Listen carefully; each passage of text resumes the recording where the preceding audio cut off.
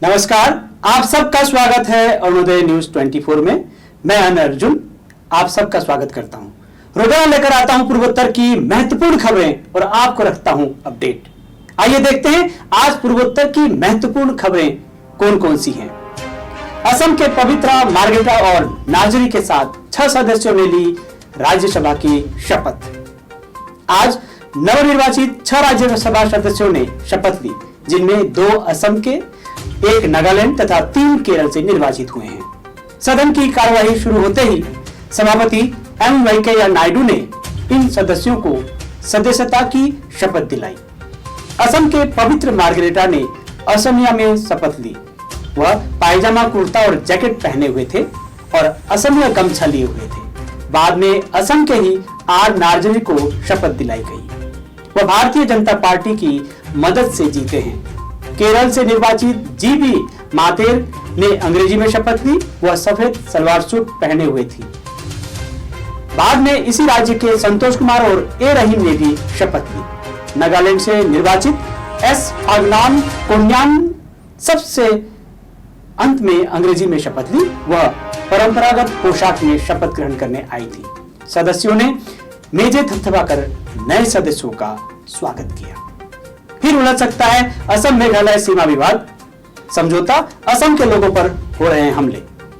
मेघालय के विवादित जयंतिया हिल्स क्षेत्र के लगभग 26 गांवों के लोगों ने राज्य सरकार को पत्र लिखकर उन्हें पड़ोसी राज्य असम का हिस्सा बनाए जाने की संभावना पर चिंता जताई है। लामारंग गांव में लाबांग, नोंगफिलुंग, पंगम, रालियांग एरिया कमेटी नामक संगठन आयोजित एक बैठक में 26 गांव के लोगों ने मेघालय में रहने का संकल्प लिया। जयंतिया हिल्स जिले के ब्लॉक 1 और रीभोई जिले के ब्लॉक 2 असम तथा मेघालय के बीच अधिक जटिल मतभेदों वाले 6 क्षेत्रों का हिस्सा हैं, जिन्हें सीमा वार्ता के दूसरे दौर के दौरान हल किया जाएगा।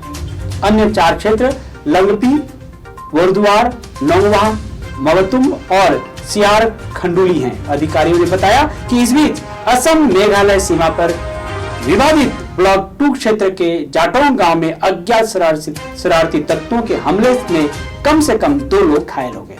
उन्होंने कहा कि यह घटना शुक्रवार शाम को हुई और हमले के बाद मेघालय तथा असम दोनों राज्यों के पुलिसकर्मी वहां जमा हुई भीड़ को तितर बितर करने के लिए घटनास्थल पर पहुंचे। असम के लोगों ने आरोप लगाया कि मेघालय के लोगों ने उन पर हमला। मणिपुर इरोम शर्मिला को सम्मानित करेगी मणिपुर की सरकार। मणिपुर की सरकार मानवाधिकार कार्यकर्ता इरोम शर्मिला को उनके 16 साल तक अफस्पा हटाने के लिए की गई भूख हड़ताल के लिए सम्मानित करेगी। राज्य के मुख्यमंत्री एन वीरेंद्र सिंह ने इरोम की तारीफ करते हुए कहा कि उन्होंने अफस्पा विरोधी आंदोलन के तहत 16 साल तक धरना और भूख हड़ताल करते हुए अपना आधा जीवन बलिदान कर दिया। प्रधानमंत्री 28 को असम आएंगे, डिब्रूगढ़ भी जाएंगे हिमंत। प्रधानमंत्री नरेंद्र मोदी आगामी 28 अप्रैल को असम का दौरा करेंगे। मुख्यमंत्री हेमंत बिस्व शर्मा ने यह जानकारी देते हुए बताया कि प्रधानमंत्री डिब्रूगढ़ और जोरहाट में पूरा हो चुके कैंसर केयर अस्पताल के लोकार्पण करने के लिए असम आ रहे हैं। मुख्यमंत्री ने कहा कि असम मेडिकल कॉलेज में निर्मित कैंसर केयर अस्पताल का लोकार्पण करने के लिए प्रधानमंत्री के डिब्रूगढ़ जाना लगभग तय है। उल्लेखनीय है कि करीब 200 करोड़ रुपए की लागत से असम मेडिकल कॉलेज में तीसरे स्तर के कैंसर अस्पताल का निर्माण हो चुका है। मणिपुर अंतर्राष्ट्रीय फिल्म महोत्सव शुरू 6 तक चलेगा।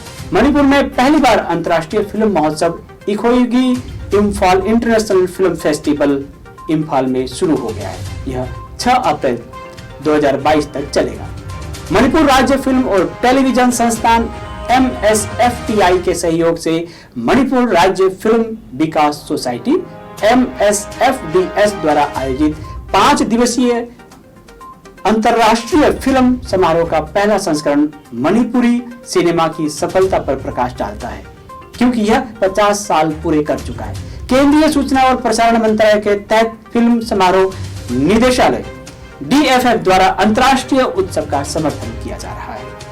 समारोह के उद्घाटन समारोह में मुख्य अतिथि के रूप में बोलते हुए प्रसिद्ध फिल्म निर्माता अरिबम श्याम शर्मा ने राज्य द्वारा सफलतापूर्वक अपना पहला अंतर्राष्ट्रीय फिल्म समारोह आयोजित करने पर प्रसन्नता व्यक्त की।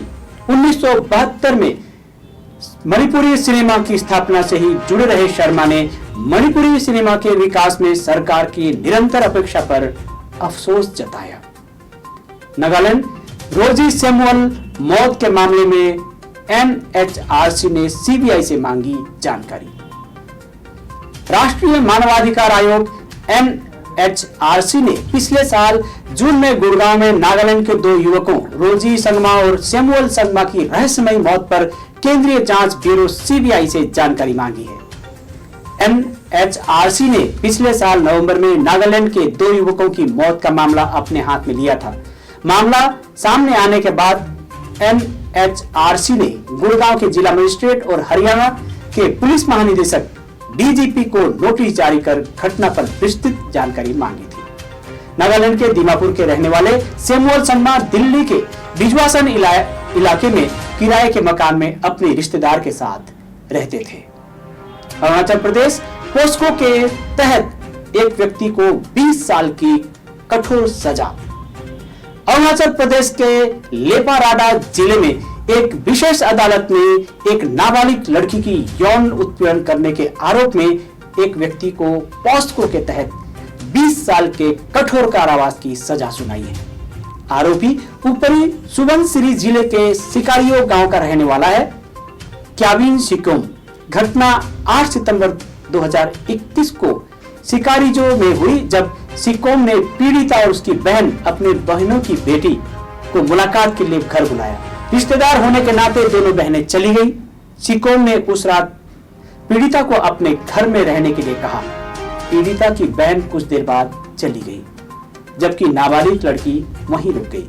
उस रात उसने नाबालिग के साथ यह हैवानियत की। विशेष अदालत के न्यायाधीश टेगे हेली ने सिकोम को उसके अपराध के लिए दोषी ठहराया और उसे 20 साल की जेल की सजा सुनाई। अदालत ने सिकोम को 1500 रुपए का जुर्माना भरने का भी आदेश दिया है। एनआईए ने महिला माओवादी नेता को किया गिरफ्तार, आपत्तिजनक दस्तावेज बरामद किए। राष्ट्रीय जांच एजेंसी एनआईए ने ऊपरी असम के डिब्रूगढ़ जिले से एक महिला माकपा माओवादी नेता को गिरफ्तार किया। लंबे समय से फरार चल रही महिला माओवादी नेता की पहचान रीमा ओरंग उर्फ सरस्वती के रूप में हुई है। एनआईए ने असम के कछार, करीमगंज, डिब्रूगढ़ और धुबरी जिले में 17 अलग अलग स्थानों पर तलाशी अभियान चलाया। खबरों के मुताबिक एनआईए ने एक शीर्ष माओवादी नेता अरुण कुमार भट्टाचार्य उर्फ कंचन दा की गिरफ्तारी से जुड़े एक मामले में छापेमारी की। उल्लेखनीय है कि 7 मार्च को असम पुलिस ने कछार जिले से माओवादी विचारक अरुण भट्टाचार्य और उनके एक सहयोगी आकाश ओरंग उर्फ काजल को गिरफ्तार किया था। माकपा माओवादी की केंद्रीय समिति के सदस्य 70 वर्षीय अरुण भट्टाचार्य के सिर पर 3 लाख रुपए का इनाम है। सिक्किम अफ्रीकी स्वाइन फीवर के मामले दर्ज, सख्त नियम लागू। पूर्वोत्तर राज्य सिक्किम में अफ्रीकन स्वाइन फीवर ASF के नए मामले सामने आए हैं। बता दें कि यह घरेलू और जंगली सुअरों में होने वाला एक वायरल रोग है, जिससे राज्य में गंभीर स्थिति उत्पन्न हो गई है। यह सिक्किम में फिर से उभर आया है। इस वायरल पर अंकुश लगाने के लिए पशुपालन विभाग ने भी कई कड़े कदम उठाए हैं। भोपाल में राष्ट्रीय उच्च सुरक्षा पशु रोग संस्थान NIHSD में किए गए RT-PCR परीक्षण के अनुसार सिक्किम में गंगटोक, पायोंग, मंगन और नामची जिलों के विभिन्न स्थानों में अफ्रीकी स्वाइन बुखार ASF के कई मामले दर्ज किए गए हैं। नतीजतन मुख्यालय गंगटोक में वरिष्ठ पशु चिकित्सक अधिकारियों ने हाल ही में AH&VS विभाग के सचिव डॉक्टर P सेंथिल कुमार की अध्यक्षता में एक उच्च स्तरीय तकनीकी बैठक की। AH&VS विभाग के अनुसार पश्चिम सिक्किम में शामिल गेंजिंग और सोरेंग जिले इस बीमारी से मुक्त हैं। हालांकि गंगटोक, मंगन, पाइंगकोंग और नामची जैसे प्रभावित जिलों से सुअरों को अगले आदेश तक जेगिंग और सोरंग जिले में लाए जाने पर प्रतिबंध लगा दिया गया है।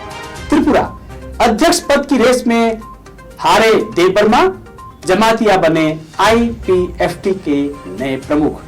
त्रिपुरा में सत्तारूढ़ भारतीय जनता पार्टी भाजपा के सहयोगी दल indigenous peoples front of Tripura IPFT के वरिष्ठ नेता एवं विप्लव कुमार देव सरकार के राजस्व मंत्री एनसी देव वर्मा को पार्टी के अध्यक्ष पद की दौड़ में हार का सामना करना पड़ा है।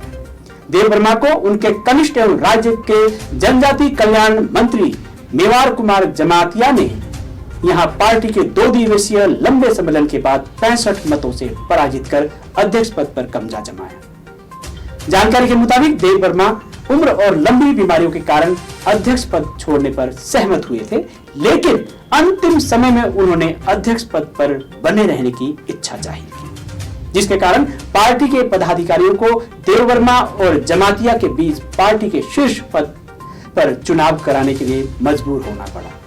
उल्लेखनीय है कि राज्य में आईपीएफटी ने भाजपा के साथ गठबंधन किया है। तो ये थी आज की पूर्वोत्तर की बड़ी खबरें। पूर्वोत्तर से जुड़े रहने के लिए और यहाँ की खबरों को लगातार जानने के लिए देखते रहिए अरुणोदय न्यूज 24। नमस्कार।